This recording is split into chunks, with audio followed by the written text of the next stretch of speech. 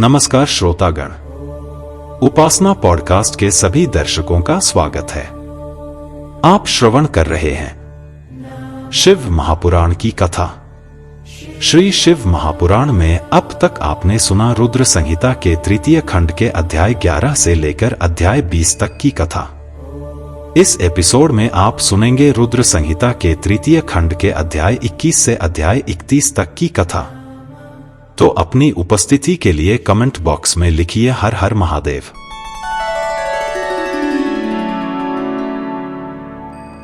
इक्कीसवां अध्याय, पार्वती की तपस्या। ब्रह्मा जी बोले, हे देवर्षि नारद, जब तुम पंचाक्षर मंत्र का उपदेश देकर उनके घर से चले आए तो देवी पार्वती मन ही मन बहुत प्रसन्न हुई, क्योंकि उन्हें महादेव जी को पति रूप में प्राप्त करने का साधन मिला गया था। वे जान गई थी कि त्रिलोकीनाथ भगवान शिव को सिर्फ उनकी तपस्या करके ही जीता जा सकता है।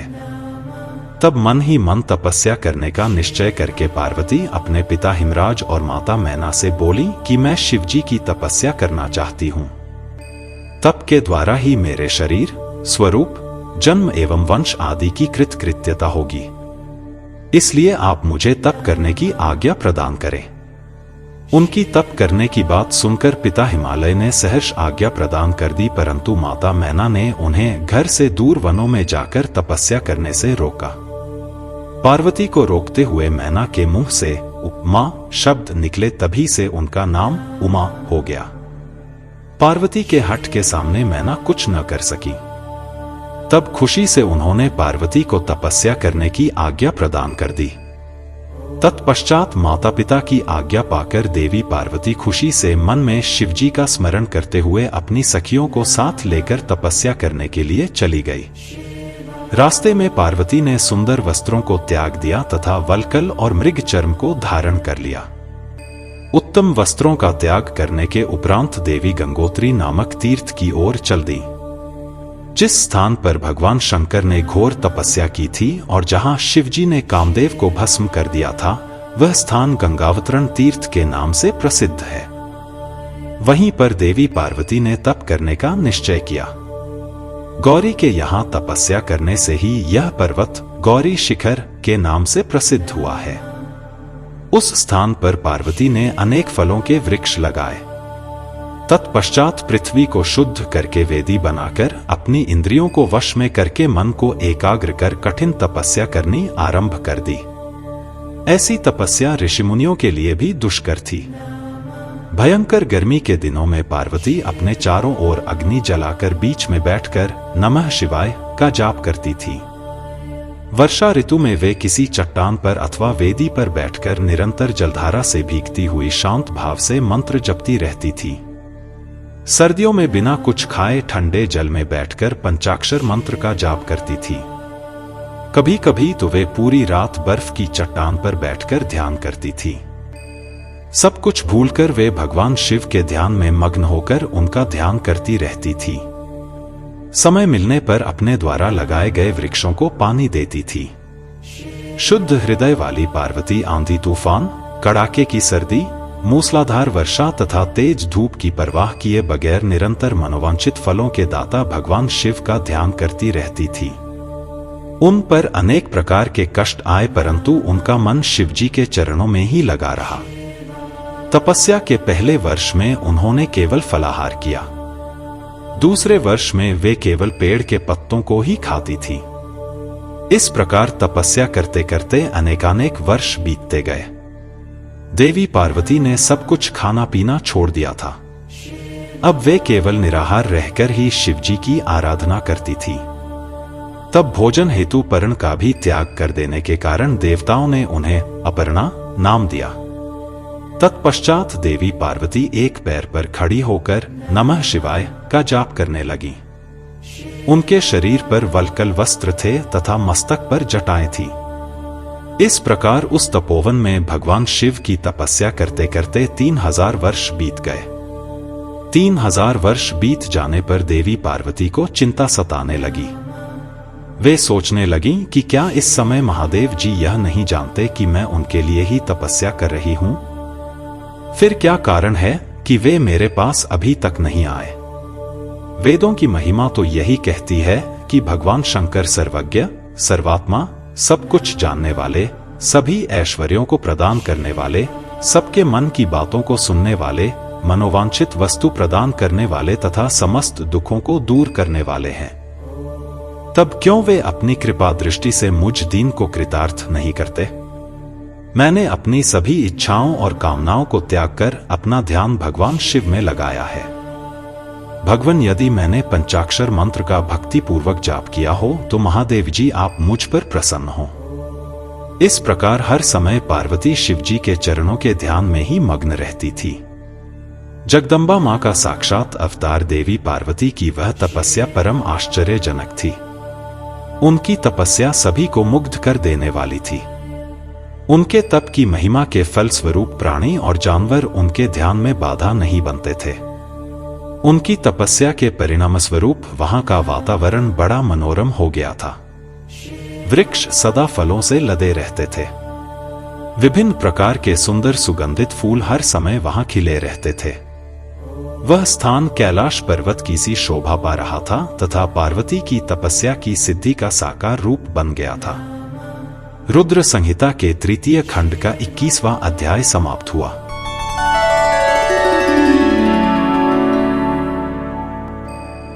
बाईसवां अध्याय, देवताओं का शिव जी के पास जाना।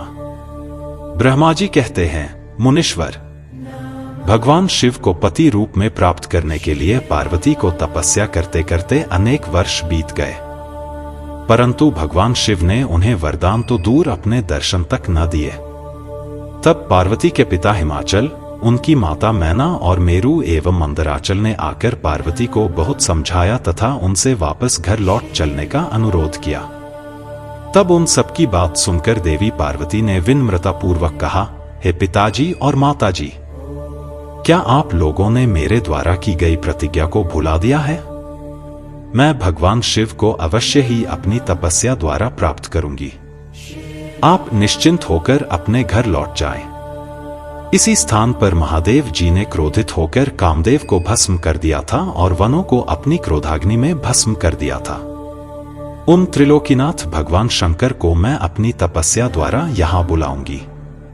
आप सभी यह जानते हैं कि भक्त वत्सल भगवान शिव को केवल भक्ति से ही वश में किया जा सकता है।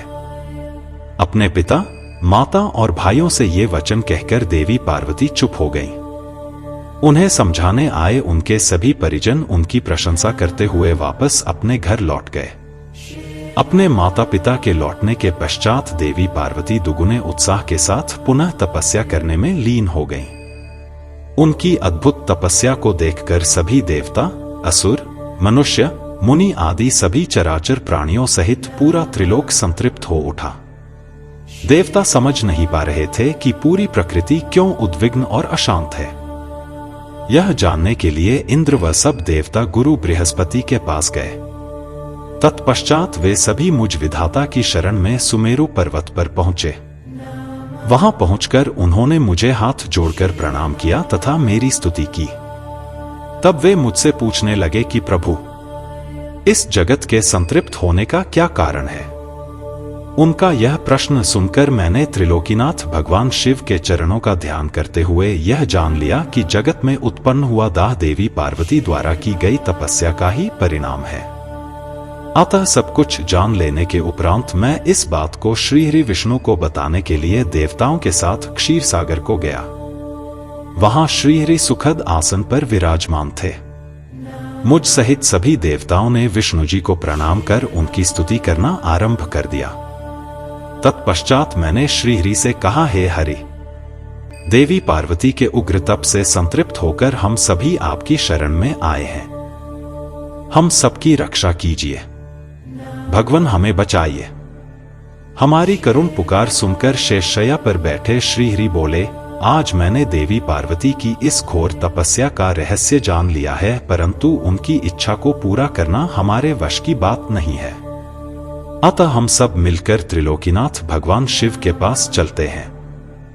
केवल वे ही हैं जो हमें इस विकट स्थिति से उबार सकते हैं। देवी पार्वती तपस्या के माध्यम से भगवान शिव को पति रूप में प्राप्त करना चाहती हैं। इसलिए भगवान शिव से यह प्रार्थना करनी चाहिए कि वे देवी पार्वती से विधिवत विवाह कर लें।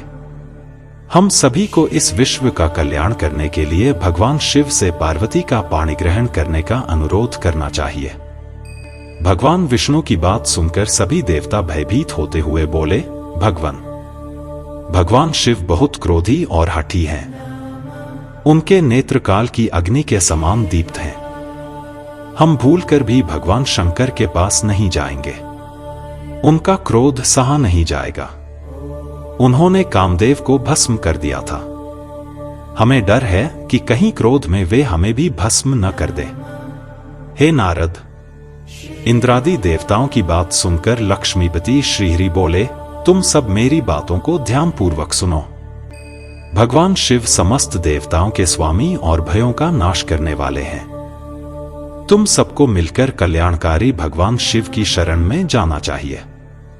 भगवान शंकर पुराण पुरुष, सर्वेश्वर और परम तपस्वी हैं। हमें उनकी शरण में जाना ही चाहिए।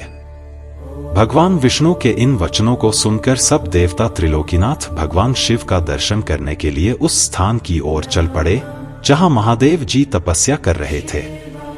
उस मार्ग में ही देवी पार्वती उत्तम तपस्या में लीन थी। उनके तप को देखकर सभी देवताओं ने प्रसन्नता पूर्वक उन्हें दोनों हाथ जोड़कर नमस्कार किया। तत्पश्चात उनके तप की प्रशंसा करते हुए मैं, श्रीहरि विष्णु और अन्य देवता भगवान शिव के दर्शनार्थ चल दिए।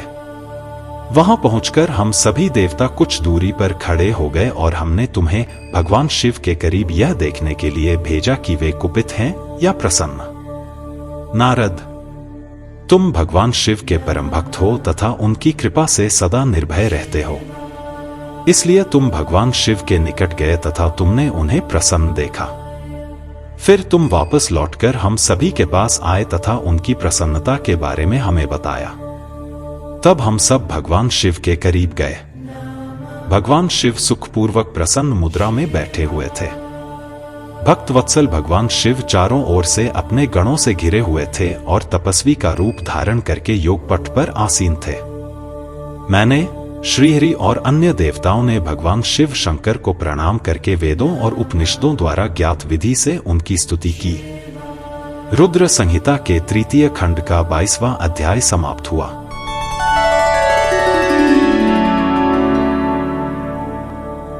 तेईसवां अध्याय, शिव से विवाह करने का अनुरोध। ब्रह्मा जी कहते हैं, हे नारद, देवताओं ने वहां पहुंचकर भगवान शिव को प्रणाम करके उनकी स्तुति की।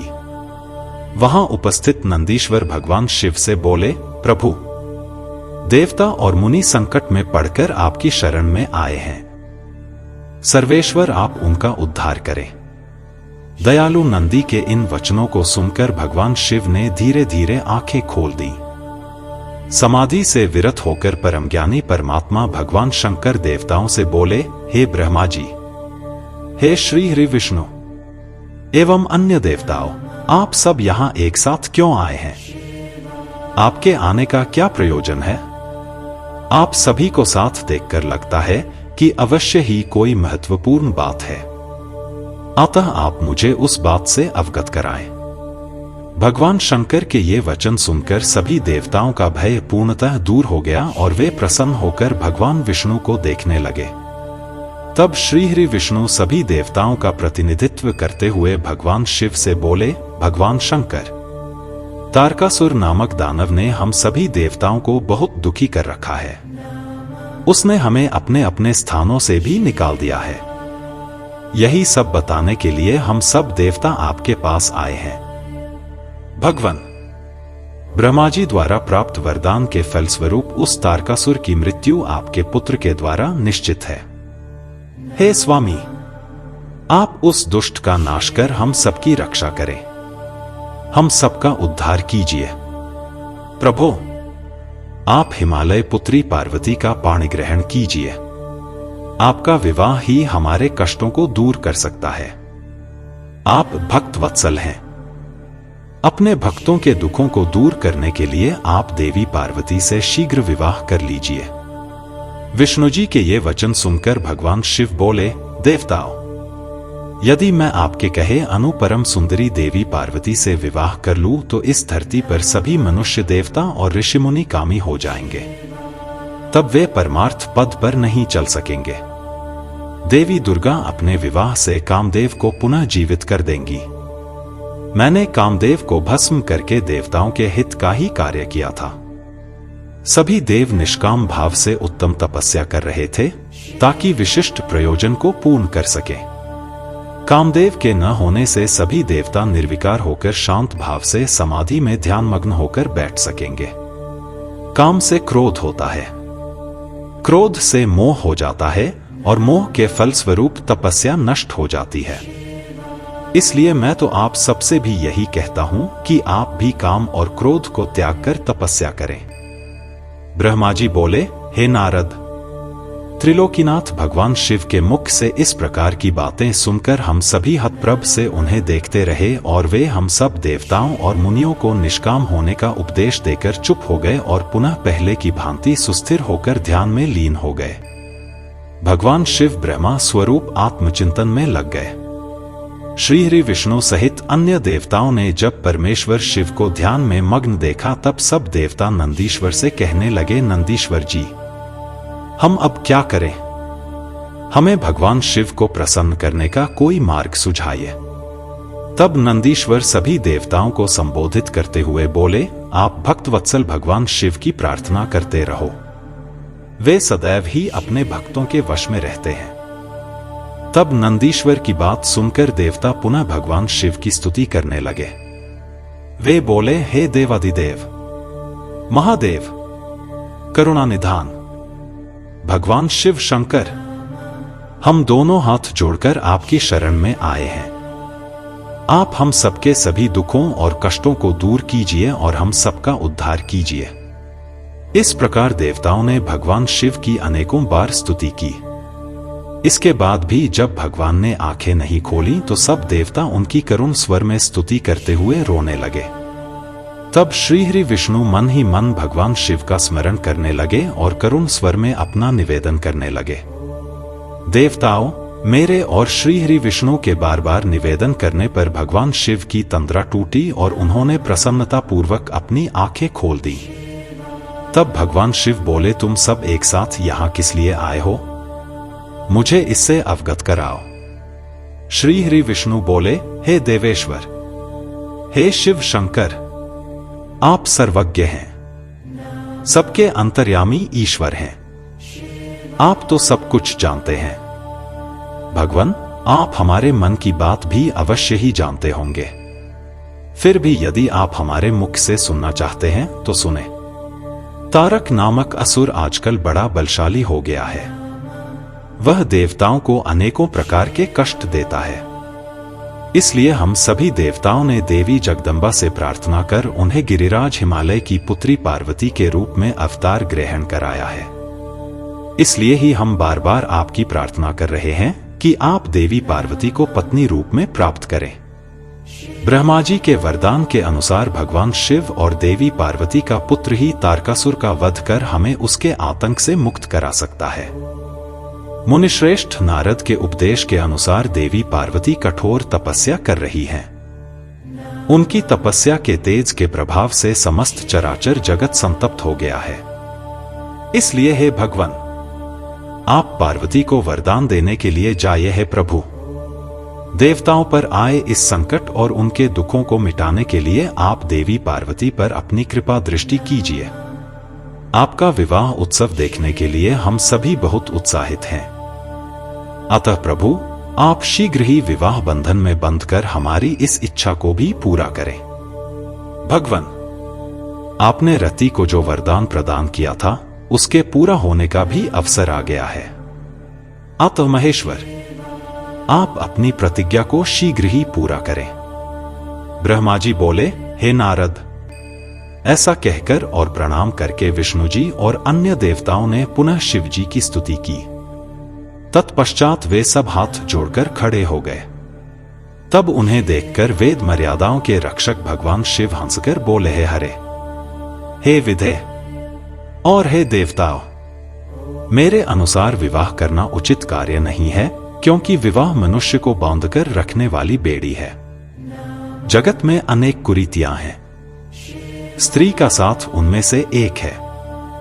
मनुष्य सभी प्रकार के बंधनों से मुक्त हो सकता है, परंतु स्त्री के बंधन से वह कभी मुक्त नहीं हो सकता।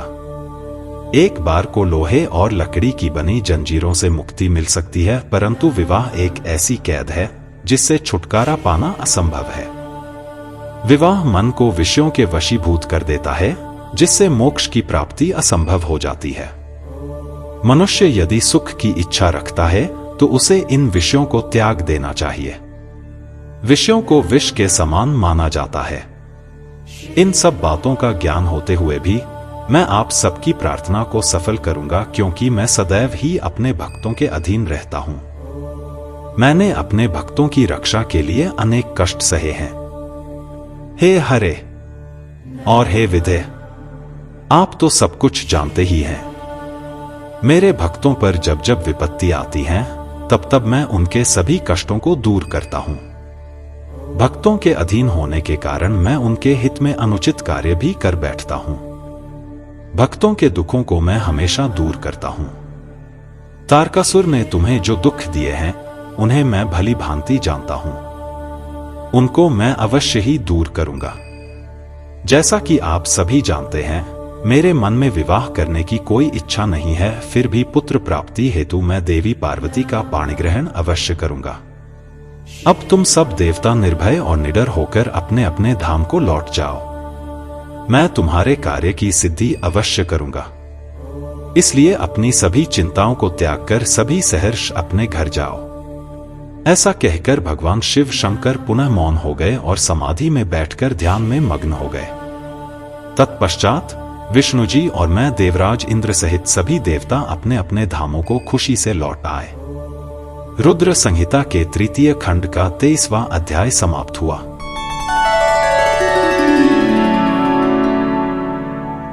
चौबीसवां अध्याय, सप्तऋषियों द्वारा पार्वती की परीक्षा। ब्रह्मा जी कहते हैं, देवताओं के अपने अपने निवास पर लौट जाने के उपरांत भगवान शिव पार्वती की तपस्या की परीक्षा लेने के विषय में सोचने लगे। वे अपने परात्पर माया रहित स्वरूप का चिंतन करने लगे। वैसे तो वे सर्वेश्वर और सर्वज्ञ हैं। वे ही सबके रचनाकार और परमेश्वर हैं। उस समय देवी पार्वती बहुत कठोर तप कर रही थी। उस तपस्या को देखकर स्वयं भगवान शिव भी आश्चर्यचकित हो गए। उनकी अटूट भक्ति ने शिव जी को विचलित कर दिया। तब भगवान शिव ने सप्तऋषियों का स्मरण किया। उनके स्मरण करते ही सातों ऋषि वहां आ गए। वे अत्यंत प्रसन्न थे और अपने सौभाग्य की सराहना कर रहे थे। उन्हें देखकर शिव जी हंसते हुए बोले, आप सभी परम हितकारी व सभी वस्तुओं का ज्ञान रखने वाले हैं। गिरिराज हिमालय की पुत्री पार्वती इस समय सुस्थिर होकर शुद्ध हृदय से गौरी शिखर पर्वत पर घोर तपस्या कर रही हैं। उनकी इस तपस्या का एकमात्र उद्देश्य मुझे पति रूप में प्राप्त करना है। उन्होंने अपनी सभी कामनाओं को त्याग दिया है। मुनिवरों, आप सब मेरी इच्छा से देवी पार्वती के पास जाएं और उनकी दृढ़ता की परीक्षा लें। भगवान शिव की आज्ञा पाकर सातों ऋषि देवी पार्वती के तपस्या वाले स्थान पर चले गए। वहां देवी पार्वती तपस्या में लीन थी। उनका मुख तपपुंज से प्रकाशित था। उन उत्तम व्रतधारी सप्तऋषियों ने हाथ जोड़कर मन ही मन देवी पार्वती को प्रणाम किया। तत्पश्चात ऋषि बोले, हे देवी गिरिराज नंदिनी, हम आपसे यह जानना चाहते हैं कि आप किस लिए यह तपस्या कर रही हैं? आप इस तप के द्वारा किस देवता को प्रसन्न करना चाहती हैं? और आपको किस फल की इच्छा है? उन सप्तऋषियों के इस प्रकार पूछने पर गिरिराज कुमारी देवी पार्वती बोली, मुनीश्वरों, आप लोगों को मेरी बातें अवश्य ही असंभव लगेंगी। साथ ही मुझे इस बात की भी आशंका है कि आप लोग मेरा परिहास उड़ाएंगे, परंतु फिर भी जब आपने मुझसे कुछ पूछा है तो मैं आपको इसका उत्तर अवश्य दूंगी। मेरा मन एक बहुत उत्तम कार्य के लिए तपस्या कर रहा है। वैसे तो यह कार्य होना बहुत मुश्किल है, तथापि मैं इसकी सिद्धि हेतु पूरे मनोयोग से कार्य कर रही हूं। देवर्षि नारद द्वारा दिए गए उपदेश के अनुसार मैं भगवान शिव को पति रूप में प्राप्त करने के लिए उनकी तपस्या कर रही हूँ। मेरा मन सर्वथा उन्हीं के ध्यान में मग्न रहता है तथा मैं उन्हीं के चरणारविंदों का चिंतन करती रहती हूँ।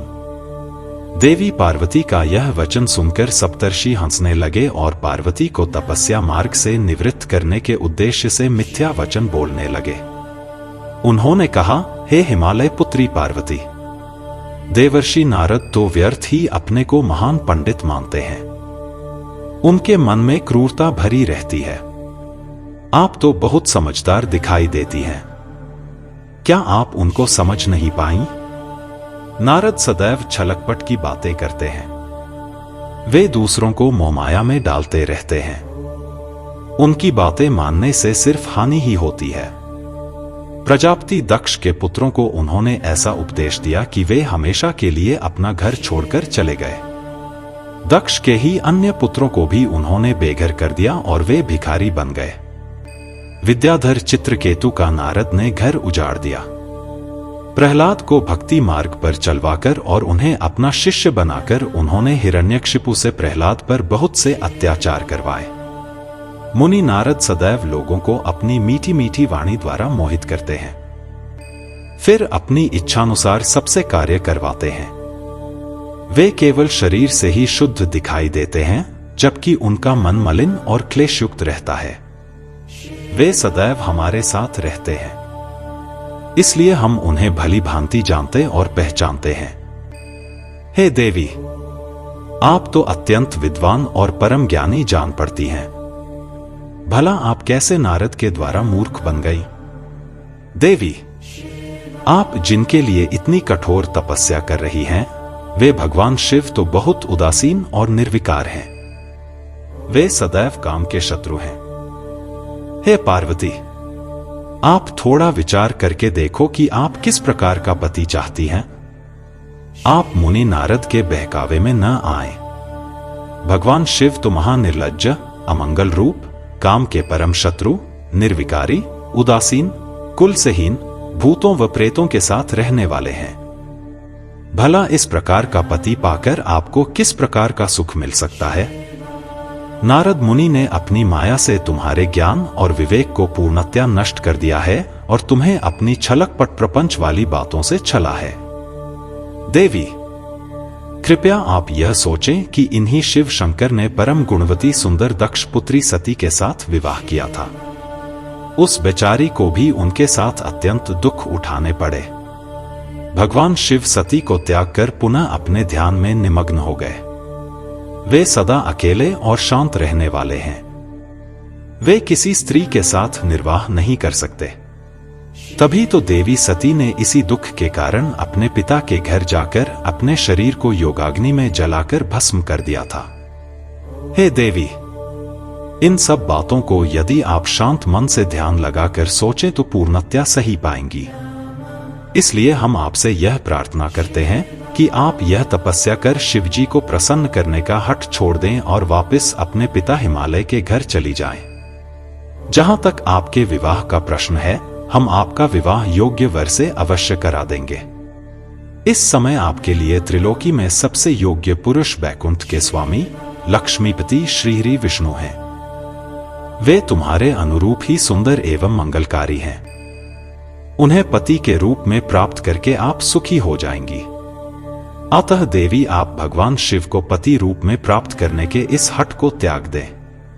सप्तऋषियों की ऐसी बातें सुनकर साक्षात जगदम्बा का अवतार देवी पार्वती हंसने लगी और उन परम ज्ञानी सप्तऋषियों से बोली, हे मुनीश्वरों, आप अपनी समझ के अनुसार सही कह रहे हैं, परंतु मैं अपने दृढ़ विश्वास को त्याग नहीं सकती। मैं गिरिराज हिमालय की पुत्री हूँ। पर्वत पुत्री होने के कारण मैं स्वाभाविक रूप से कठोर हूँ। मैं तपस्या से घबरा नहीं सकती। इसलिए हे मुनिगणों, आप मुझे रोकने की चेष्टा न करें। मैं जानती हूं कि देवर्षि नारद ने जो उपदेश मुझे दिया है और शिवजी की प्राप्ति का साधन जो मुझे बताया है, वह असत्य नहीं है। मैं उसका पालन अवश्य करूंगी। यह तो सर्वविदित है कि गुरुजनों का वचन सदैव हित के लिए ही होता है। इसलिए मैं अपने गुरु नारद जी के वचनों का सर्वथा पालन करूंगी। इससे ही मुझे दुखों से छुटकारा मिलेगा और सुख की प्राप्ति होगी। जो गुरु के वचनों को मिथ्या जानकर उन पर नहीं चलते, उन्हें इस लोक और परलोक में दुख ही मिलता है। इसलिए गुरु के वचनों को पत्थर की लकीर मानकर उनका पालन करना चाहिए। अतः मेरा घर बसे या न बसे, मैं तपस्या का यह पथ नहीं छोड़ूंगी। हे मुनीश्वरों, आपका कथन भी सही है। भगवान विष्णु सद्गुणों से युक्त हैं तथा नित्य नई लीलाएं रचते हैं, परंतु भगवान शिव साक्षात परब्रह्म हैं। वे परम आनंदमय हैं। माया मोह में फंसे लोगों को ही प्रपंचों की आवश्यकता होती है।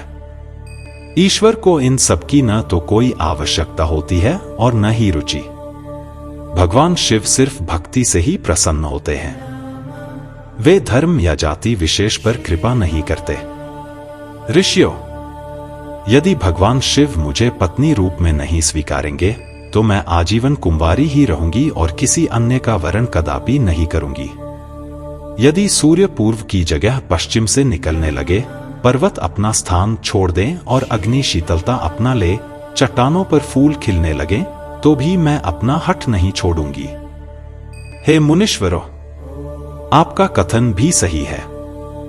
भगवान विष्णु सद्गुणों से युक्त हैं तथा नित्य नई लीलाएं रचते हैं, परंतु भगवान शिव साक्षात परब्रह्म हैं। वे परम आनंदमय हैं। माया मोह में फंसे लोगों को ही प्रपंचों की आवश्यकता होती है। ईश्वर को इन सब की न तो कोई आवश्यकता होती है और न ही रुचि। भगवान शिव सिर्फ भक्ति से ही प्रसन्न होते हैं। वे धर्म या जाति विशेष पर कृपा नहीं करते।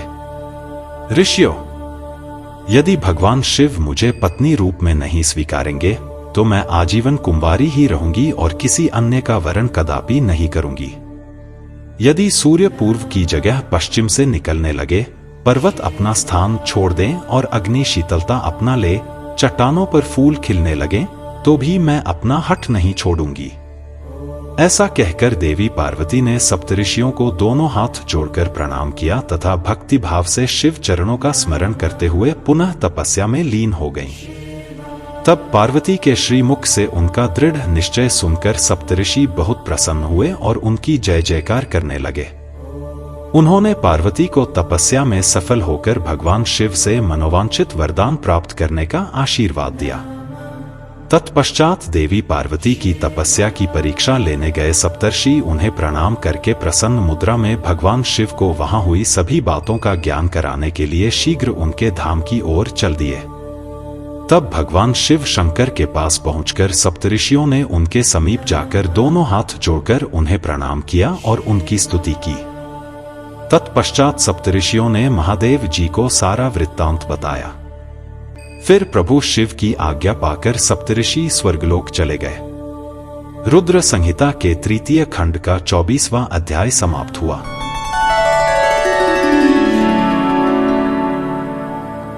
25वां अध्याय, शिवजी द्वारा पार्वती जी की तपस्या की परीक्षा करना। ब्रह्मा जी बोले, हे मुनिश्रेष्ठ नारद, सप्तऋषियों ने पार्वती जी के आश्रम से आकर त्रिलोकीनाथ भगवान शिव को वहां का सारा वृत्तांत सुनाया। सप्तऋषियों के अपने लोक चले जाने के पश्चात शिवजी ने देवी पार्वती की तपस्या की स्वयं परीक्षा लेने के बारे में सोचा। परीक्षा लेने के लिए महादेव जी ने एक तपस्वी का रूप धारण किया और उस स्थान की ओर चल दिए जहां पार्वती तपस्यारत थी। आश्रम में पहुंचकर उन्होंने देखा देवी पार्वती वेदी पर बैठी हुई थी और उनका मुखमंडल चंद्रमा की कला के समान तेजोदीप्त था। भगवान शिव ब्राह्मण देवता का रूप धारण करके उनके सम्मुख पहुंचे। ब्राह्मण देवता को आया देखकर पार्वती ने भक्ति पूर्वक उनका फल फूलों से पूजन सत्कार किया। पूजन के बाद देवी पार्वती ने ब्राह्मण देवता से पूछा, हे ब्राह्मण देव, आप कौन हैं और कहां से पधारे हैं? मुनीश्वर, आपके परम तेज से यह पूरा वन प्रकाशित हो रहा है। कृपा कर मुझे अपने यहां आने का कारण बताइए। तब ब्राह्मण रूप धारण किए हुए महादेव जी बोले, मैं इच्छानुसार विचरने वाला ब्राह्मण हूं। मेरा मन प्रभु के चरणों का ही ध्यान करता है। मेरी बुद्धि सदैव उन्हीं का स्मरण करती है। मैं दूसरों को सुखी करके खुश होता हूं। देवी, मैं एक तपस्वी हूं, पर आप कौन हैं? आप किसकी पुत्री हैं? और इस समय इस निर्जन वन में क्या कर रही हैं? हे देवी, आप इस दुर्लभ और कठिन तपस्या से किसे प्रसन्न करना चाहती हैं? तपस्या या तो ऋषि मुनि करते हैं या फिर भगवान के चरणों में ध्यान लगाना वृद्धों का काम है। भला इस तरुणावस्था में आप क्यों घर के ऐशो आराम को त्याग कर ब्रह्मचर्य का पालन करती हुई तपस्विनी का जीवन जी रही हैं? आप किस तपस्वी की धर्म पत्नी हैं और पति के समान तप कर रही हैं? हे देवी, अपने बारे में मुझे जानकारी दीजिए कि आपका क्या नाम है और आपके पिता का क्या नाम है। किस प्रकार आप तप के प्रति आसक्त हो गई? क्या आप वेद माता गायत्री हैं, लक्ष्मी हैं अथवा सरस्वती हैं? देवी पार्वती बोली, हे मुनिश्रेष्ठ, न तो मैं वेद माता गायत्री हूं, न लक्ष्मी और न ही सरस्वती हूं। मैं गिरिराज हिमालय की पुत्री पार्वती हूं। पूर्व जन्म में मैं प्रजापति दक्ष की पुत्री सती थी, परंतु मेरे पिता दक्ष द्वारा मेरे पति भगवान शिव का अपमान देखकर मैंने योगाग्नि द्वारा अपने शरीर को जलाकर भस्म कर दिया था। इस जन्म में भी प्रभु शिवशंकर की सेवा करने का मुझे अवसर मिला था। मैं नियम पूर्वक उनकी सेवा में व्यस्त थी, परंतु दुर्भाग्य से कामदेव के चलाए गए बाण के फलस्वरूप शिव जी को क्रोध आ गया और उन्होंने कामदेव को अपने क्रोध की अग्नि से भस्म कर दिया और वहां से उठकर चले गए। उनके इस प्रकार चले जाने से मैं पीड़ित होकर उनकी प्राप्ति का प्रयत्न करने हेतु तपस्या करने गंगा के तट पर चली आई हूं। यहां मैं बहुत लंबे समय से कठोर तपस्या कर रही हूं ताकि मैं शिवजी को पुनः पति रूप में प्राप्त कर सकूं, परंतु मैं ऐसा करने में सफल नहीं हो सकी हूं। मैं अभी अग्नि में प्रवेश करने ही वाली थी कि आपको आया देखकर ठहर गई। अब आप जाइए, मैं अग्नि में प्रवेश करूंगी क्योंकि भगवान शिव ने मुझे स्वीकार नहीं किया है। ऐसा कहकर देवी पार्वती उन ब्राह्मण देवता के सामने ही अग्नि में समा गई। ब्राह्मण देव ने उन्हें ऐसा करने से बहुत रोका, परंतु देवी पार्वती ने उनकी एक भी बात नहीं सुनी और अग्नि में प्रवेश कर लिया, परंतु देवी पार्वती की तपस्या के प्रभाव के फलस्वरूप वह धधकती हुई अग्नि एकदम ठंडी हो गई। सहसा पार्वती आकाश में ऊपर की ओर उठने लगी। तब ब्राह्मण रूप धारण किए हुए भगवान शिव हंसते हुए बोले, हे देवी, तुम्हारे शरीर पर अग्नि का कोई प्रभाव न पड़ना तुम्हारी तपस्या की सफलता का ही सूचक है, परंतु तुम्हारी मनोवांछित इच्छा का पूरा न होना तुम्हारी असफलता को दर्शाता है। अतः देवी, तुम मुझ ब्राह्मण से अपनी तपस्या के मनोरथ को बताओ। शिवजी के इस प्रकार पूछने पर उत्तम व्रत का पालन करने वाली देवी पार्वती ने अपनी सखी को उत्तर देने के लिए कहा। उनकी सखी बोली, हे साधु महाराज, मेरी सखी गिरिराज हिमालय की पुत्री पार्वती है। पार्वती का अभी तक विवाह नहीं हुआ है। ये भगवान शिव को ही पति रूप में प्राप्त करना चाहती हैं। इसी के लिए वे 3000 वर्षों से कठोर तपस्या कर रही हैं। मेरी सखी पार्वती ब्रह्मा, विष्णु और देवराज इंद्र को छोड़कर पिनाकपाणी भगवान शंकर को ही पति रूप में प्राप्त करना चाहती है। इसलिए ये मुनि नारद की आज्ञानुसार कठोर तपस्या कर रही हैं।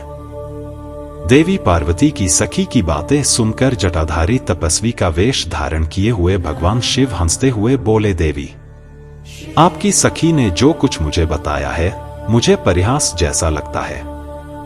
यदि फिर भी यही सत्य है तो पार्वती आप स्वयं इस बात को स्वीकार करें और मुझसे इस बात को कहें। रुद्र संहिता के तृतीय खंड का 25वां अध्याय समाप्त हुआ।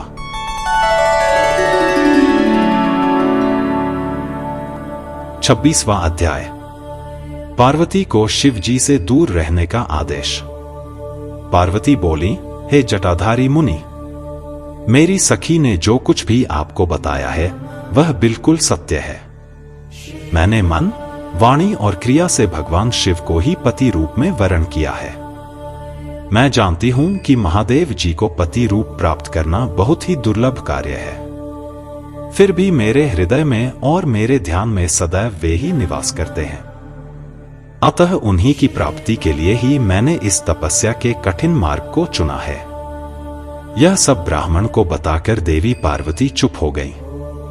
उनकी बातों को सुनकर ब्राह्मण देवता बोले, हे देवी, अभी कुछ समय पूर्व तक मेरे मन में यह जानने की प्रबल इच्छा थी कि क्यों आप कठोर तपस्या कर रही हैं, परंतु देवी आपके मुख से यह सब सुनकर मेरी जिज्ञासा पूरी तरह शांत हो गई है। देवी, आपके किए गए कार्य के अनुरूप ही इसका परिणाम होगा, परंतु यदि यह तुम्हें सुख देता है तो यही करो। यह कहकर ब्राह्मण जैसे ही जाने के लिए उठे, वैसे ही देवी पार्वती उन्हें प्रणाम करके बोली, हे विप्रवर, आप कहां जा रहे हैं? कृपया यहां कुछ देर और ठहरिए और मेरे हित की बात कहिए। देवी पार्वती के ये वचन सुनकर साधु का वेश धारण किए हुए भगवान शिव वहीं ठहर गए और बोले, हे देवी, यदि आप वाकई मुझे यहां रोककर मुझसे अपने हित की बात सुनना चाहती हैं, तो मैं आपको अवश्य ही समझाऊंगा, जिससे आपको अपने हित का स्वयं ज्ञान हो जाएगा। देवी, मैं स्वयं भी महादेव जी का भक्त हूं, इसलिए उन्हें अच्छी प्रकार से जानता हूं। जिन भगवान शिव को आप अपना पति बनाना चाहती हैं, वे प्रभु शिव शंकर सदैव अपने शरीर पर भस्म धारण किए रहते हैं। उनके सिर पर जटाएं हैं। शरीर पर वस्त्रों के स्थान पर वे बाघ की खाल पहनते हैं और चादर के स्थान पर वे हाथी की खाल ओढ़ते हैं। हाथ में भीख मांगने के लिए कटोरे के स्थान पर खोपड़ी का प्रयोग करते हैं। सांपों के अनेक झुंड उनके शरीर पर सदा लिपटे रहते हैं। जहर को वे पानी की भांति पीते हैं। उनके नेत्र लाल रंग के और अत्यंत डरावने लगते हैं। उनका जन्म कब, कहां और किससे हुआ, यह आज तक भी कोई नहीं जानता। वे घर गृहस्थी के बंधनों से सदा ही दूर रहते हैं। उनकी 10 भुजाएं हैं। देवी, मैं यह नहीं समझ पाता हूं कि शिवजी को अपना पति क्यों बनाना चाहती हो। आपका विवेक कहां चला गया है? प्रजापति दक्ष ने अपनी पुत्री सती को सिर्फ इसीलिए ही अपने यज्ञ में नहीं बुलाया क्योंकि वे कपालधारी भिक्षुक की भार्या हैं।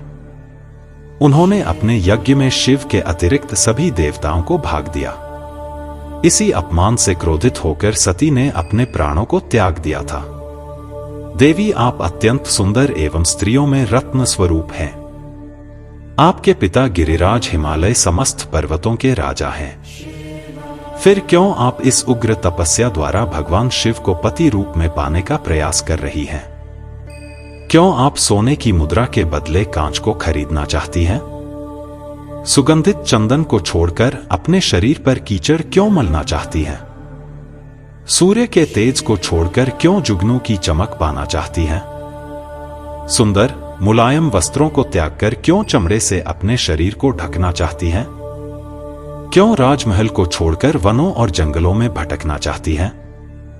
आपकी बुद्धि को क्या हो गया है जो आप देवराज इंद्र एवं अन्य देवताओं को, जो कि रत्नों के भंडार के समान हैं, छोड़कर लोहे को अर्थात शिवजी को पाने की इच्छा करती हैं?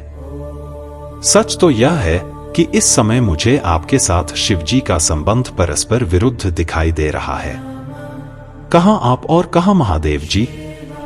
आप चंद्रमुखी हैं तो शिवजी पंचमुखी। आपके नेत्र कमलदल के समान हैं तो शिवजी के 3 नेत्र सदैव क्रोधित दृष्टि ही डालते हैं। आपके केश अत्यंत सुंदर हैं जो कि काली घटाओं के समान प्रतीत होते हैं। वहीं भगवान शिव के सिर के जटाजूट के विषय में सभी जानते हैं। आप सुंदर कोमल साड़ी धारण करती हैं तो शिवजी कठोर हाथी की खाल का उपयोग करते हैं। आप अपने शरीर पर चंदन का लेप करती हैं तो वे हमेशा अपने शरीर पर चिता की भस्म लगाए रखते हैं। आप अपनी शोभा बढ़ाने हेतु दिव्य आभूषण धारण करती हैं तो शिवजी के शरीर पर सदैव सर्प लिपटे रहते हैं। कहां मृदंग की मधुर ध्वनि, कहां डमरू की डमडम। देवी पार्वती, महादेव जी सदा भूतों की दी हुई बलि को स्वीकार करते हैं। उनका यह रूप इस योग्य नहीं है कि उन्हें अपना सर्वांग सौंपा जा सके। देवी, आप परम सुंदरी हैं। आपका यह अद्भुत और उत्तम रूप शिवजी के योग्य नहीं है। आप ही सोचें, यदि उनके पास धन होता तो क्या वे इस तरह नंगे रहते? सवारी के नाम पर उनके पास एक पुराना बैल है। कन्या के लिए योग्य वर ढूंढते समय वर की जिन जिन विशेषताओं और गुणों को देखा परखा जाता है, शिवजी में वह कोई भी गुण मौजूद नहीं है। और तो और आपके प्रिय कामदेव जी को भी उन्होंने अपनी क्रोधाग्नि से भस्म कर दिया था। साथ ही उस समय आपको छोड़कर चले जाना आपका अनादर करना ही था। हे देवी, उनकी जात पात, ज्ञान और विद्या के बारे में सभी अनजान हैं। पिशाच ही उनके सहायक हैं। उनके गले में विष दिखाई देता है। वे सदैव सबसे अलग थलग रहते हैं। इसलिए आपको भगवान शिव के साथ अपने मन को कदापि नहीं जोड़ना चाहिए। आपके और उनके रूप और सभी गुण अलग अलग हैं, जो कि परस्पर एक दूसरे के विरोधी जान पड़ते हैं। इसी कारण मुझे आपका और महादेव जी का संबंध रुचिकर नहीं लगता है। फिर भी जो आपकी इच्छा हो वैसा ही करो। वैसे मैं तो यह चाहता हूं कि आप असत की ओर से अपना मन हटा लें। यदि यह सब नहीं करना चाहती हैं तो आपकी इच्छा, जो चाहो करो। अब मुझे और कुछ नहीं कहना है। उन ब्राह्मण मुनि की बातों को सुनकर देवी पार्वती बहुत दुखी हुई। अपने प्राणप्रिय त्रिलोकीनाथ शिव के विषय में कठोर शब्दों को सुनकर उन्हें बहुत बुरा लगा। वे मन ही मन क्रोधित हो गईं। लेकिन मन ही मन यह भी सोच रही थी कि शिव के सौंदर्य को स्थूल दृष्टि से देखने परखने का प्रयास करने वाले कैसे जान सकते हैं। संसारी व्यक्ति मंगल मंगल को अपने सुख के साथ जोड़कर देखता है, वह सत्य को कहां देख पाता है। इस तरह विवेक द्वारा अपने मन को समझा बुझाकर अपने को संयत करते हुए देवी पार्वती कहने लगी। रुद्र संहिता के तृतीय खंड का 26वां अध्याय समाप्त हुआ।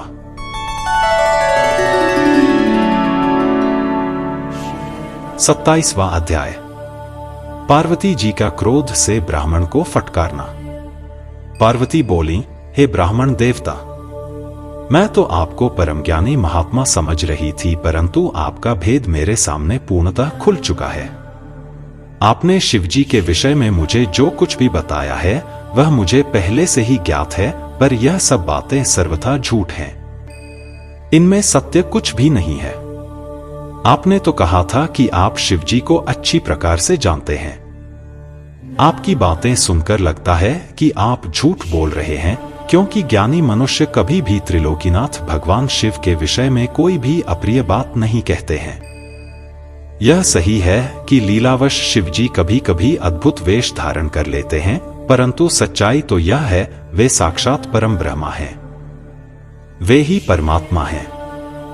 उन्होंने स्वेच्छा से ऐसा वेश धारण किया है। हे ब्राह्मण, आप कौन हैं जो ब्राह्मण का रूप धरकर मुझे छलने के लिए यहां आए हैं? आप ऐसी अनुचित व असंगत बातें करके एवं तर्क वितर्क करके क्या साबित करना चाहते हैं? मैं भगवान शिव के स्वरूप को भली भांति जानती हूं। वास्तव में शिवजी निर्गुण ब्रह्मा हैं। समस्त गुण ही जिनका स्वरूप हो, भला उनकी जाति कैसे हो सकती है? शिवजी तो सभी विद्याओं का आधार हैं। भला फिर उनको विद्या से क्या काम हो सकता है? पूर्वकाल में भगवान शिव ने ही श्रीहरि विष्णु को संपूर्ण वेद प्रदान किए थे। जो चराचर जगत के पिता हैं, उनके भक्तजन मृत्यु को भी जीत लेते हैं। जिनके द्वारा इस प्रकृति की उत्पत्ति हुई है, जो सभी तत्वों के आरंभ के विषय में जानते हैं, उनकी आयु का माप कैसे किया जा सकता है? भक्त वत्सल शिवजी सदा ही अपने भक्तों के वश में ही रहते हैं। वे अपने भक्तों प्रसन्न होने पर प्रभु शक्ति, उत्साह शक्ति और मंत्र शक्ति नामक अक्षय शक्तियां प्रदान करते हैं। उनके परम चरणों का ध्यान करके ही मृत्यु को जीता जा सकता है। इसलिए शिवजी को मृत्युंजय नाम से जाना जाता है। भगवान शिव की कृपा प्राप्त करके ही विष्णु जी को विष्णुत्व, ब्रह्मा जी को ब्रह्मत्व और अन्य देवताओं को देवत्व की प्राप्ति हुई है। भगवान शिव महाप्रभु हैं। ऐसे कल्याणमयी भगवान शिव की आराधना करने से ऐसा कौन सा मनोरथ है जो सिद्ध नहीं हो सकता? उनकी सेवा न करने से मनुष्य 7 जन्मों तक दरिद्र होता है। वहीं दूसरी ओर उनका भक्ति पूर्वक पूजन करने से सदैव के लिए लक्ष्मी प्राप्ति होती है। भगवान शिव के समक्ष आठों सिद्धियां सिर झुकाकर इसलिए नृत्य करती हैं कि भगवान उनसे सदा संतुष्ट रहें। भला ऐसे भगवान शिव के लिए कोई भी वस्तु कैसे दुर्लभ हो सकती है।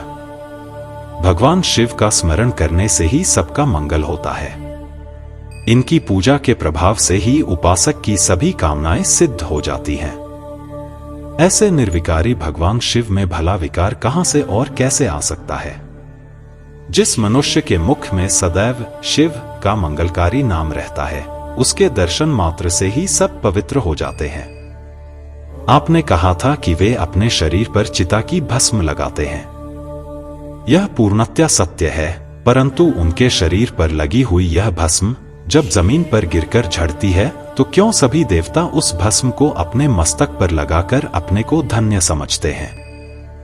अर्थात उनके स्पर्श मात्र से ही अपवित्र वस्तु भी पवित्र हो जाती है।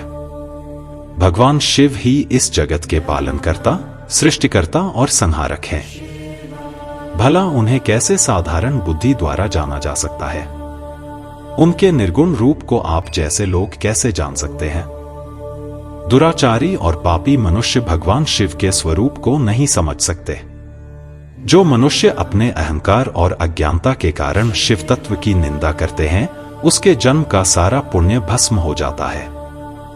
हे ब्राह्मण, आपको ज्ञानी महात्मा जानकर मैंने आपकी पूजा की है, परंतु आपने शिवजी की निंदा करके अपने साथ साथ मुझे भी पाप का भागी बना दिया है।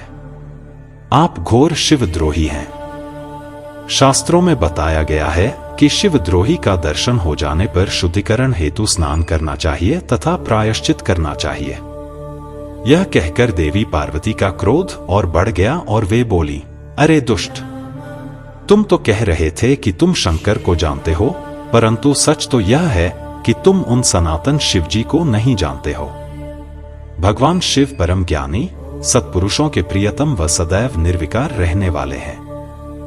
वे मेरे अभीष्ट देव हैं। ब्रह्मा और विष्णु भी सदा महादेव जी को नमन करते हैं। सारे देवताओं द्वारा शिव जी को आराध्य माना जाता काल भी सदा उनके अधीन रहता है। वे भक्त वत्सल शिव शंकर ही सर्वेश्वर हैं और हम सबके परमेश्वर हैं। वे दीन दुखियों पर अपनी कृपा दृष्टि बनाए रखते हैं। उन्हीं महादेव जी को पति के रूप में प्राप्त करने हेतु ही मैं शुद्ध हृदय से इस वन में घोर तपस्या कर रही हूं कि वे मुझे अपनी कृपा दृष्टि से कृतार्थ कर मेरे मन की इच्छा पूरी करें। ऐसा कहकर देवी पार्वती चुप हो गईं और निर्विकार होकर पुनः शांत मन से शिवजी का ध्यान करने लगीं। उनकी बातों को सुन ब्राह्मण देवता ने जैसे ही कुछ कहना चाहा, पार्वती ने मुंह फेर लिया और अपनी सखी विजया से बोली, सखी, इस अधम ब्राह्मण को रोको। यह बहुत देर से मेरे आराध्य प्रभु शिव की निंदा कर रहा, अब पुनः उनके ही विषय में कुछ बुरा भला कहना चाहता है। शिव निंदा करने वाले के साथ साथ शिव निंदा सुनने वाला भी पाप का भागी बन जाता है। अतः भगवान शिव के उपासकों को शिव निंदा करने वाले का वध कर देना चाहिए।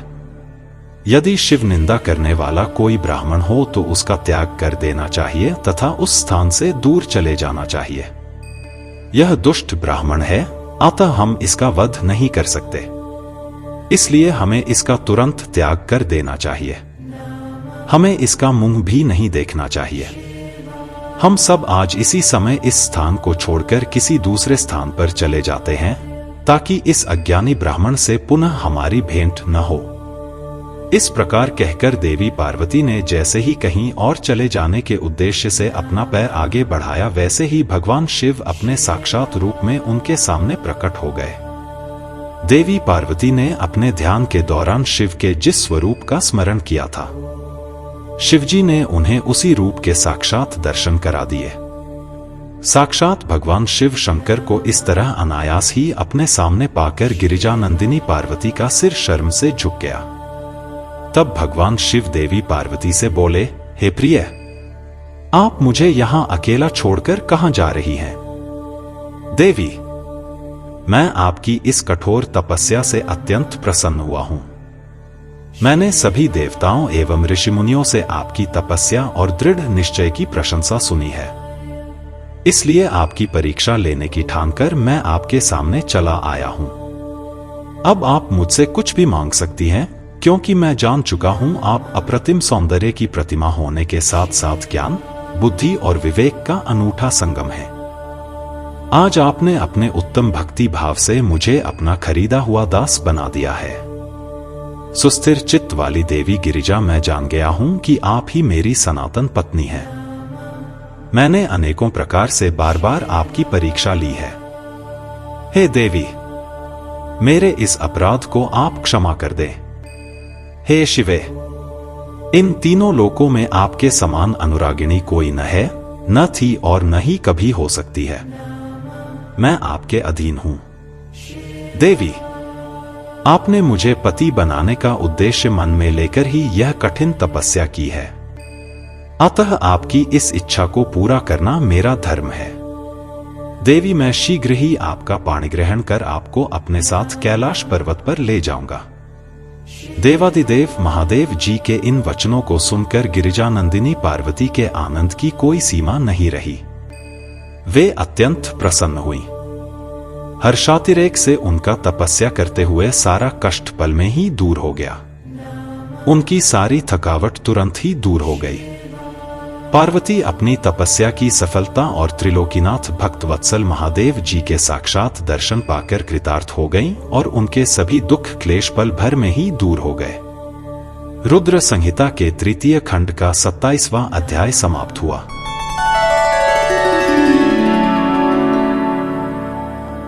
अट्ठाईसवां अध्याय, शिव पार्वती संवाद। ब्रह्मा जी कहते हैं, नारद, परमेश्वर भगवान शिव की बातें सुनकर और उनके साक्षात स्वरूप का दर्शन पाकर देवी पार्वती को बहुत हर्ष हुआ। उनका मुखमंडल प्रसन्नता के कारण कमल दल के समान खिल उठा। उस समय वे बहुत सुख का अनुभव करने लगीं। अपने सम्मुख खड़े महादेव जी से वे इस प्रकार बोली हैं, देवेश्वर, आप सबके स्वामी हैं। हे प्रभो, पूर्वकाल आपने जिस प्रिया के कारण प्रजापति दक्ष के संपूर्ण यज्ञ का पलों विनाश कर दिया था, भला उसे ऐसे ही क्यों भुला दिया? हे सर्वेश्वर, हम दोनों का साथ तो जन्म जन्मांतर का है। प्रभु, इस समय मैं समस्त देवताओं की प्रार्थना से प्रसन्न होकर उनको तारकासुर के दुखों से मुक्ति दिलाने के लिए पर्वतों के राजा हिमालय की पत्नी देवी मैना के गर्भ से उत्पन्न हुई हूं। आपको ज्ञात ही है कि आपको पुनः पति रूप में प्राप्त करने हेतु ही मैंने यह कठोर तपस्या की है। इसलिए देवेश, आप मुझसे विवाह कर मुझे मेरी इच्छानुसार अपनी पत्नी बना ले। भगवान, आप तो अनेक लीलाएं रचते हैं। अब आप मेरे पिता शैलराज हिमालय और मेरी माता मैना के समक्ष चलकर उनसे मेरा हाथ मांग लीजिए। भगवान, जब आप इन सब बातों से मेरे पिता को अवगत कराएंगे, तब वे निश्चय ही मेरा हाथ प्रसन्नता पूर्वक आपको सौंप देंगे।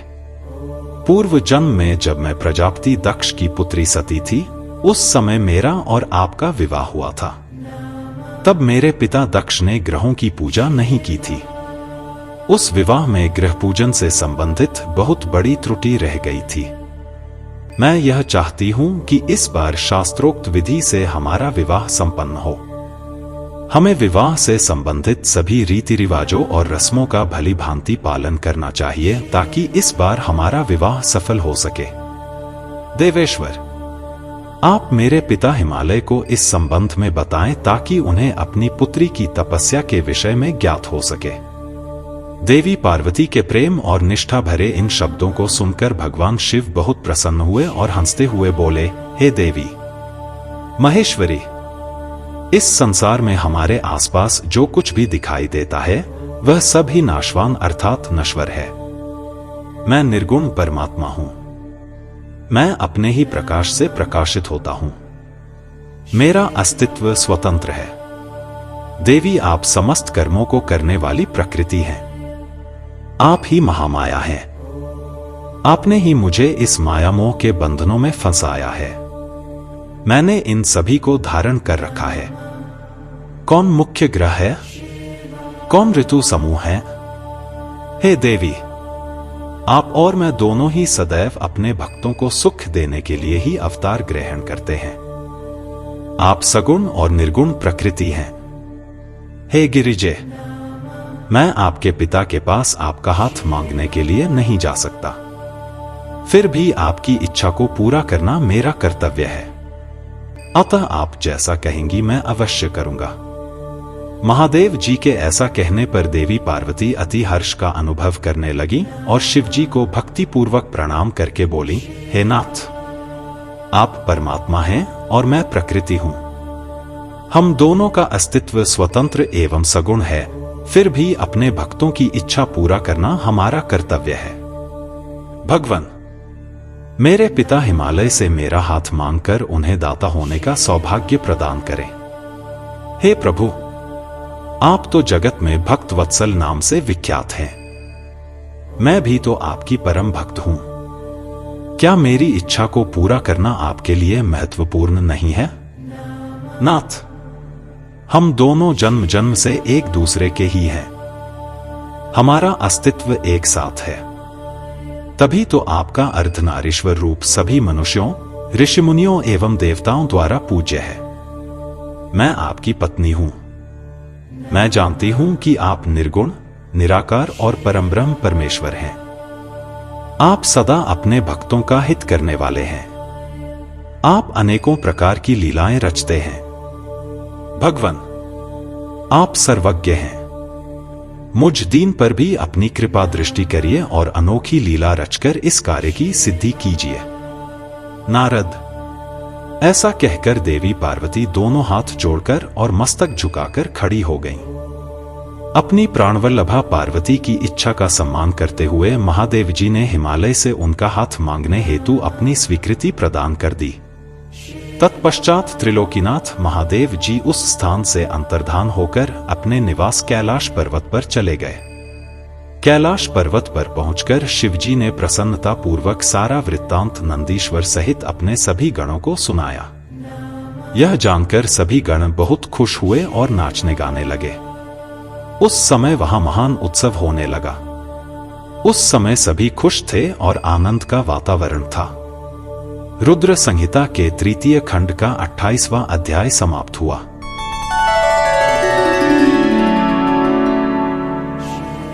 29वां अध्याय, शिवजी द्वारा हिमालय से पार्वती को मांगना। ब्रह्मा जी बोले, हे महामुनि नारद, भगवान शिव के वहां से अंतर्धान हो जाने के उपरांत देवी पार्वती भी अपनी सखियों के साथ प्रसन्नता पूर्वक अपने पिता के घर की ओर चल दी। उनके आने का शुभ समाचार सुनकर देवी मैना और हिमालय बहुत प्रसन्न हुए और तुरंत सिंहासन से उठकर देवी पार्वती से मिलने के लिए चल दिए। उनके सभी भाई भी उनकी जय जयकार करते हुए उनसे मिलने के लिए आगे चले गए। देवी पार्वती अपने नगर के निकट पहुंची। वहां उन्होंने अपने माता पिता और भाइयों को नगर के मुख्य द्वार पर अपना इंतजार करते पाया। वे अत्यंत हर्ष से विभोर होकर उनका स्वागत करने के लिए खड़े थे। पार्वती ने हाथ जोड़कर उन्हें प्रणाम किया। हिमालय और मैना ने अपनी पुत्री को अनेकानेक आशीर्वाद देकर गले से लगा लिया। भाव विह्वल होकर उनकी आंखों से आंसू टपकने लगे। सभी उपस्थित लोगों ने उनकी मुक्त हृदय से प्रशंसा की। वे कहने लगे कि पार्वती ने उनके कुल का उद्धार किया है और अपने मनोवांछित कार्य की सिद्धि की है। इस प्रकार सभी प्रसन्न थे और उनकी प्रशंसा करते हुए नहीं थक रहे थे। लोगों ने सुगंधित पुष्पों, चंदन एवं अन्य सामग्रियों से देवी पार्वती का पूजन किया। इस शुभ बेला में उन पर स्वर्ग से देवताओं ने भी पुष्प वर्षा की तथा उनकी स्तुति की। तत्पश्चात बहुत आदर सहित उन्हें घर की ओर जाया गया और विधि विधान से उनका गृह प्रवेश कराया गया। ब्राह्मणों, ऋषिमुनियों, देवताओं और प्रजाजनों ने उन्हें अनेकों शुभ व उत्तम आशीर्वाद प्रदान किए। इस शुभ अवसर पर शैलराज हिमालय ने ब्राह्मणों एवं दीन दुखियों को दान दिया। उन्होंने ब्राह्मणों से मंगल पाठ भी कराया। उन्होंने पधारे हुए सभी ऋषिमुनियों, देवताओं और स्त्री पुरुषों का आदर सत्कार किया। तत्पश्चात हिमालय अपनी पत्नी मैना को साथ लेकर गंगा स्नान को चलने लगे तभी भगवान शिव नाचने वाले नट का वेश धारण करके उनके समीप पहुंचे। उनके बाएं हाथ में सींग और दाहिने हाथ में डमरू था और पीठ पर कतरी रखी थी। उन्होंने सुंदर लाल वस्त्र पहने थे। नाचने गाने में वे पूर्णतः मग्न थे। नट रूप धारण किए हुए शिवजी ने बहुत सुंदर नृत्य किया और अनेक प्रकार के गीत गा कर सभी का मन मोह लिया। नृत्य करते समय वे बीच बीच में शंख और डमरू भी बजा रहे थे और मनोरम लीलाएं कर रहे थे। उनकी इस प्रकार की मन को हरने वाली लीलाएं देखने के लिए पूरे नगर के स्त्री पुरुष, बच्चे बूढ़े वहां आ गए। नटरूपी भगवान शिव को नृत्य करते हुए देखकर और उनका गाना सुनकर सभी मंत्रमुग्ध हो गए। परंतु देवी पार्वती से भला यह कब तक छिपता। उन्होंने मन ही मन अपने प्रिय महादेव जी के साक्षात दर्शन कर लिए। शिवजी का रूप ही अलौकिक है। उन्होंने पूरे शरीर पर विभूति मल रखी थी तथा उनके शरीर पर त्रिशूल बना हुआ था। गले में हड्डियों की माला पहन रखी थी। उनका मुख सूर्य के तेज के समान शोभा पा रहा था। उनके गले में यज्ञोपवीत के समान नाग लटका हुआ था। त्रिलोकीनाथ भगवान शिव के इस सुंदर मनोहारी स्वरूप का हृदय में दर्शन कर लेने मात्र से ही देवी पार्वती हर्षातिरेक से बेहोश हो गई। वे जैसे उनके स्वप्न में कह रहे थे कि देवी अपना मनोवांछित वर मांगो। हृदय में विराजमान इस अनोखे स्वरूप को मन ही मन प्रणाम करके पार्वती ने कहा कि भगवान मेरे पति बन जाइए। तब देवेश्वर ने मुस्कुराते हुए तथास्तु कहा और उनके स्वप्न से अंतर्धान हो गए। जब उनकी आंखें खुली तो उन्होंने शिवजी को नट रूप धारण किए वहां नाचते गाते देखा। नट के रूप में स्वयं भक्त वत्सल भगवान शिव के नाच गाने से प्रसन्न होकर पार्वती की माता मैना सोने की थाली में रत्न, माणिक, हीरे और सोना लेकर उन्हें भिक्षा देने के लिए आईं। उनका ऐश्वर्य देखकर शिवजी बहुत प्रसन्न हुए, परंतु उन्होंने उन सुंदर रत्नों और आभूषणों को लेने से इनकार कर दिया। वे बोले, देवी भला मुझे रत्नों और आभूषणों से क्या लेना देना। यदि आप मुझे कुछ देना ही चाहती हैं तो अपनी कन्या का दान दे दीजिए। यह कहकर वे पुनः नृत्य करने लगे। उनकी बातें सुनकर देवी मैना क्रोध से उफन उठीं। वे उन्हें उसी समय वहां से निकालना चाहती थी कि तभी गिरिराज हिमालय भी गंगा स्नान करके वापस लौट आए। जब उनकी पत्नी मैना ने उन्हें सभी बातें बताईं तो वे भी जल्द से जल्द नट को वहां से निकालने को तैयार हो गए। उन्होंने अपने सेवकों को नट को बाहर निकालने की आज्ञा दी, परंतु यह असंभव था। वे साक्षात शिव भले ही नट का रूप धारण किए हुए थे, परंतु उनका शरीर अद्भुत तेज से संपन्न था और वे परम तेजस्वी दिखाई दे रहे थे। उन्हें उठाकर निकाल फेंकना तो दूर की बात थी, उन्हें तो छूना भी कठिन था। तब उन्होंने मैना हिमालय को अनेक प्रकार की लीलाएं रचकर दिखाईं। नट ने तुरंत ही श्री हरि विष्णु का रूप धारण कर लिया। उनके माथे पर किरीट, कानों में कुंडल और शरीर पर पीले वस्त्र अनोखी शोभा पा रहे थे। उनकी 4 भुजाएं थीं। पूजा करते समय हिमालय और मैना ने जो पुष्प, गंध एवं अन्य वस्तुएं अर्पित की थीं, वे सभी उनके शरीर और मस्तक पर शोभा पा रही थी। यह देखकर सभी आश्चर्यचकित हो गए। तत्पश्चात नट ने जगत की रचना करने वाले ब्रह्मा जी का चतुर्मुख रूप धारण कर लिया। उनका शरीर लाल रंग का था और वे वैदिक मंत्रों का उच्चारण कर रहे थे। उन सभी ने उस नट भक्त वत्सल भगवान शिव के उत्तम रूप को देखा। उनके साथ देवी पार्वती भी थी। वे रुद्र रूप में मुस्कुरा रहे थे। उनका वह स्वरूप अत्यंत सुंदर एवं मनोहारी था। उनकी ये सुंदर लीलाएं देखकर सभी आश्चर्यचकित रह गए थे और परम आनंद का अनुभव कर रहे थे। तत्पश्चात पुनः एक बार नट रूपी शिवजी ने मैना हिमालय से उनकी पुत्री का हाथ मांगा तथा अन्य भिक्षा ग्रहण करने से इनकार कर दिया, परंतु शिवजी की माया से मोहित हुए गिरिराज हिमालय ने उन्हें अपनी पुत्री सौंपने से मना कर दिया। बिना कुछ भी लिए वह नट वहां से अंतर्धान हो गया।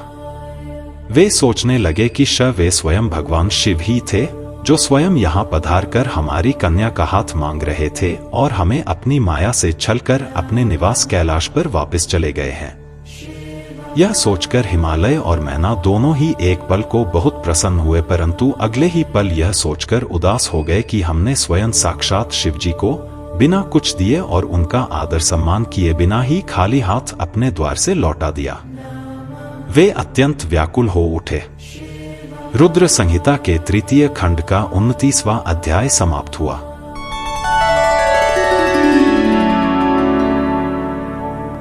तीसवां अध्याय, ब्राह्मण वेश में पार्वती के घर जाना।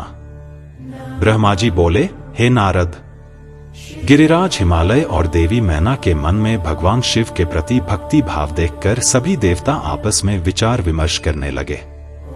तब देवताओं के गुरु बृहस्पति और ब्रह्मा जी से आज्ञा लेकर सभी भगवान शिव के पास कैलाश पर्वत पर गए।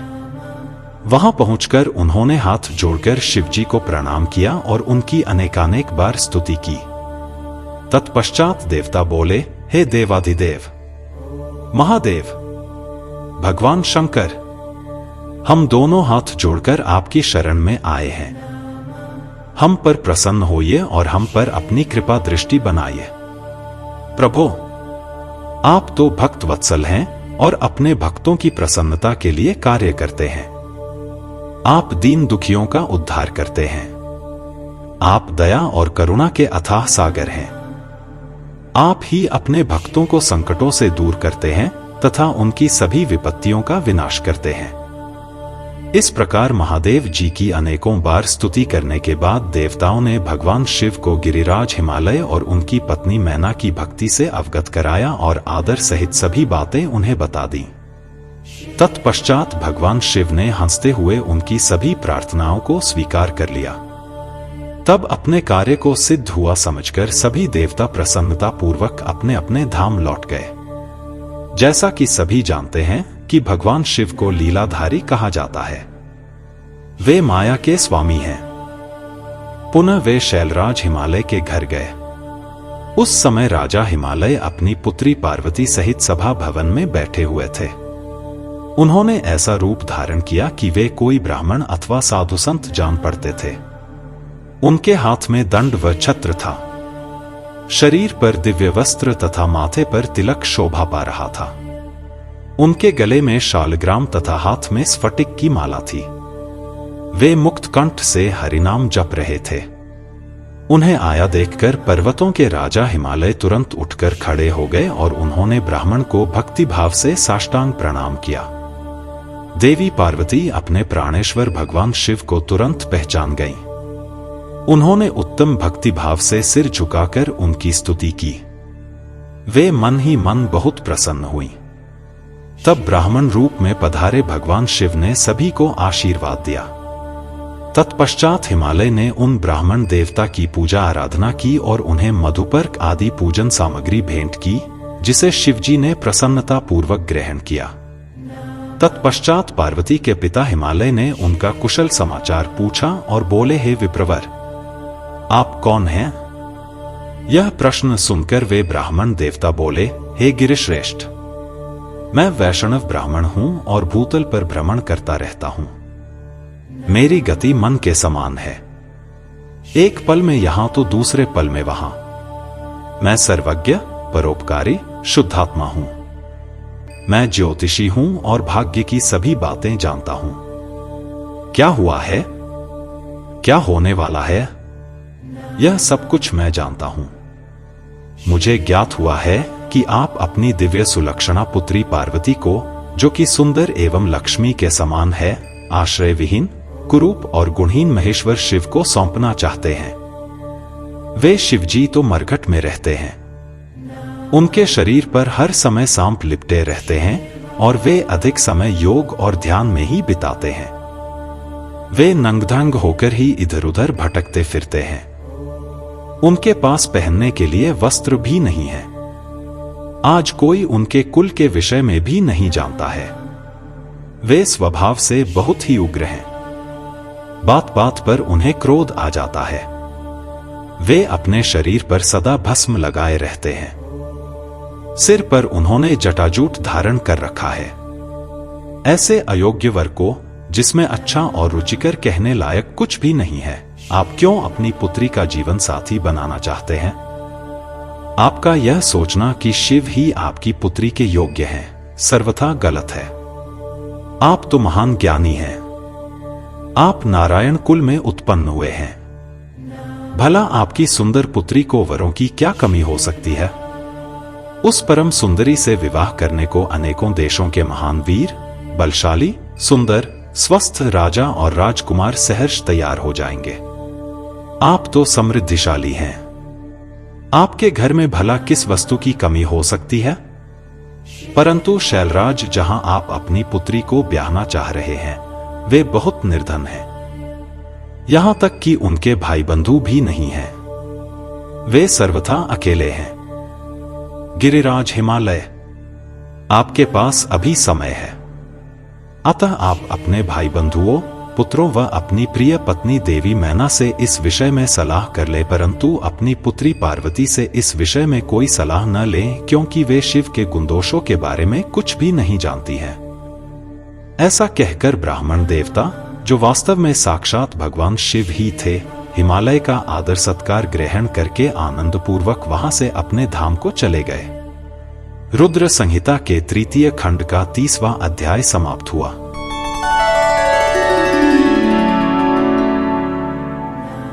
इकतीसवां अध्याय, सप्तऋषियों का आगमन और हिमालय को समझाना। ब्रह्मा जी बोले, ब्राह्मण के रूप में पधारे स्वयं भगवान शिव की बातों का देवी मैना पर बहुत प्रभाव पड़ा और वे बहुत दुखी हो गईं। वे अपने पति हिमालय से कहने लगी कि इस ब्राह्मण ने शिवजी की निंदा की है, उसे सुनकर मेरा मन बहुत खिन्न हो गया है।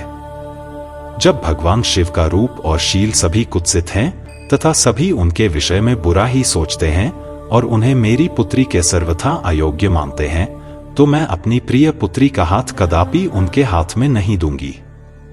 मुझे अपनी पुत्री अपने प्राणों से भी अधिक प्रिय है।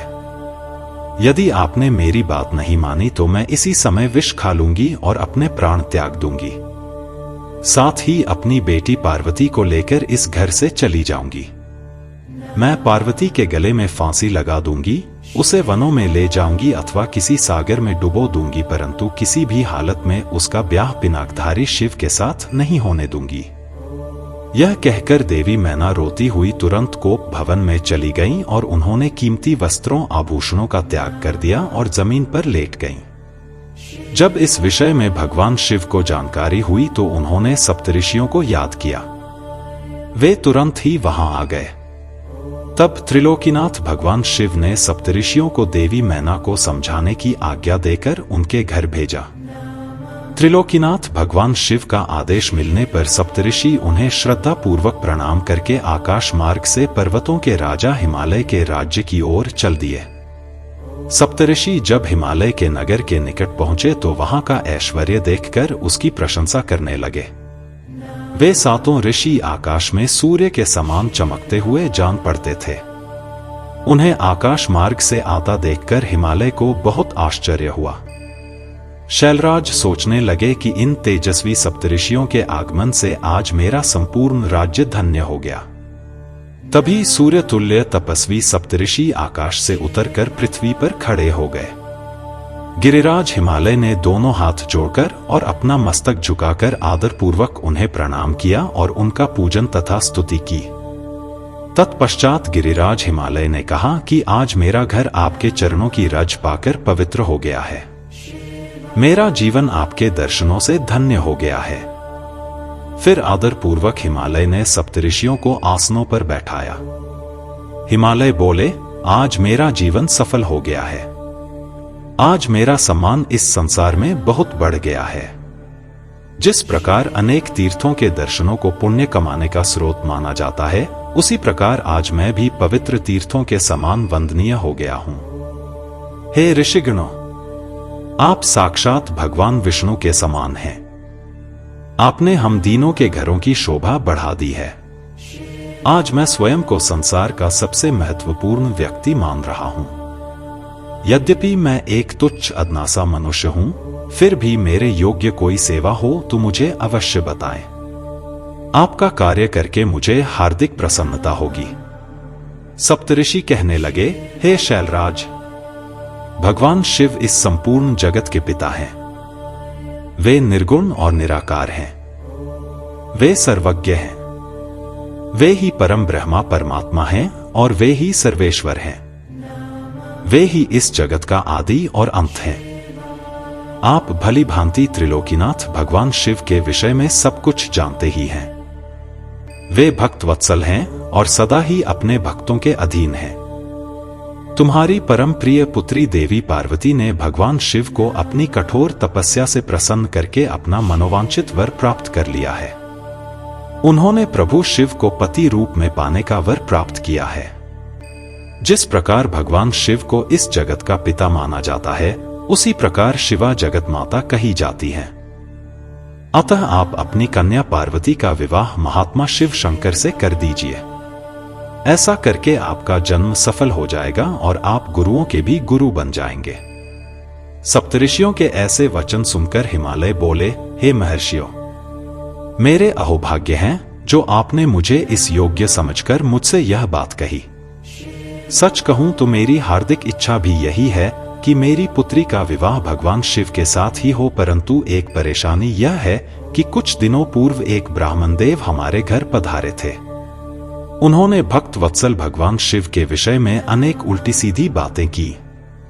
उस वैष्णव ब्राह्मण ने शिवजी की घोर निंदा की, उन्हें अमंगलकारी बताया।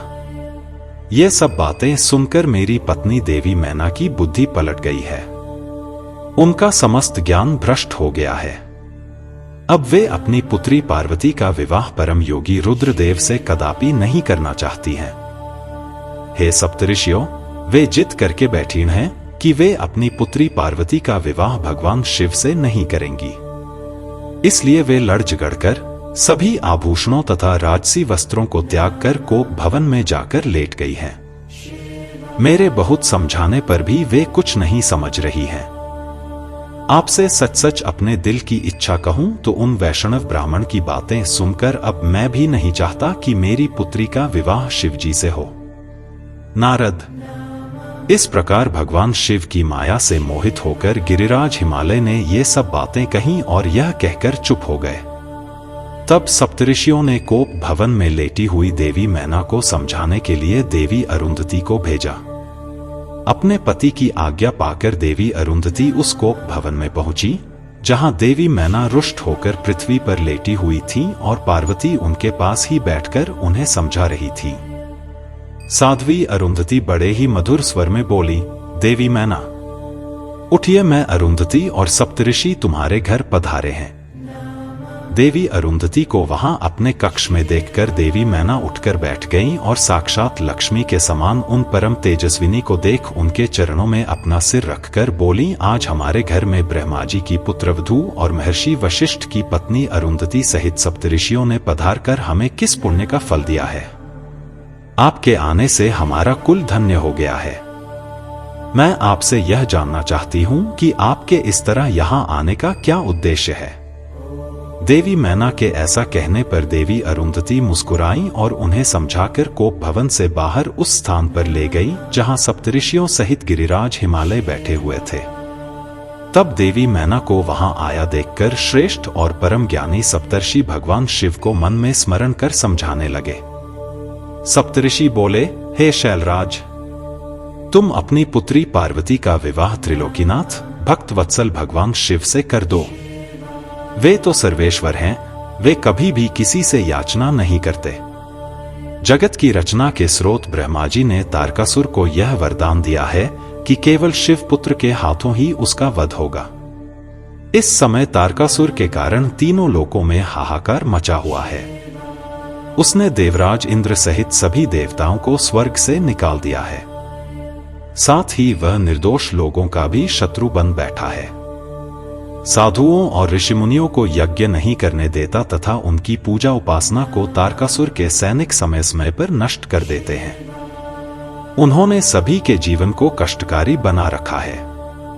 इस संसार में व्याप्त बुराइयों और दुष्प्रवृत्तियों के विनाश के लिए संहारक रुद्रदेव का पुत्र ही सबसे उपयुक्त है। उस वीर और बलवान पुत्र की प्राप्ति के लिए आवश्यक है कि भगवान शिव विवाह कर लें। इसलिए ब्रह्मा जी ने भगवान शिव से विवाह करने की प्रार्थना की है। यह सर्वविदित है कि भगवान शिव परम योगी हैं और विवाह के लिए उत्सुक नहीं हैं। तुम्हारी पुत्री पार्वती ने भगवान शिव की कठोर तपस्या करके शिव को अपना पति बनाने के लिए वर प्राप्त किया था। यही कारण है कि महादेव जी देवी पार्वती का पाणिग्रहण करना चाहते हैं। सप्तऋषियों की यह बात सुनकर हिमालय विनय पूर्वक बोले, हे ऋषिगण, आपकी बातें सही हैं, परंतु जहां तक मैं जानता हूं शिवजी के पास न तो रहने के लिए घर है, न ही कोई नाते रिश्तेदार हैं और न ही बंधु बांधव हैं। उनके पास कोई राजपाट भी नहीं है और न ही वे ऐश्वर्य और विलासिता का जीवन ही जीते हैं। आप वेद विधाता ब्रह्मा जी के पुत्र हैं, इसलिए मैं आपका आदर और सम्मान करता हूं। आप परम ज्ञानी हैं और यह जानते हैं कि जो पिता काम, मोह, भय अथवा लोभ के कारण अपनी कन्या का विवाह अयोग्य वर से कर देते हैं, वे मरने के बाद नरक के भागी होते हैं। इसलिए मैं कोई ऐसा कार्य नहीं करना चाहता जिससे मैं नरक का भागी बनूं। मैं अपनी प्रिय पुत्री पार्वती का विवाह स्वेच्छा से कभी भी शूलपाणी शिव के साथ नहीं करूंगा। यही मेरा और मेरी पत्नी मैना दोनों का फैसला है। हे महर्षियों, आप परम ज्ञानी और समझदार हैं, इसलिए हमारे लिए उचित विधान को बताकर हमें कृतार्थ करें। रुद्र संहिता के तृतीय खंड का 31वां अध्याय समाप्त हुआ।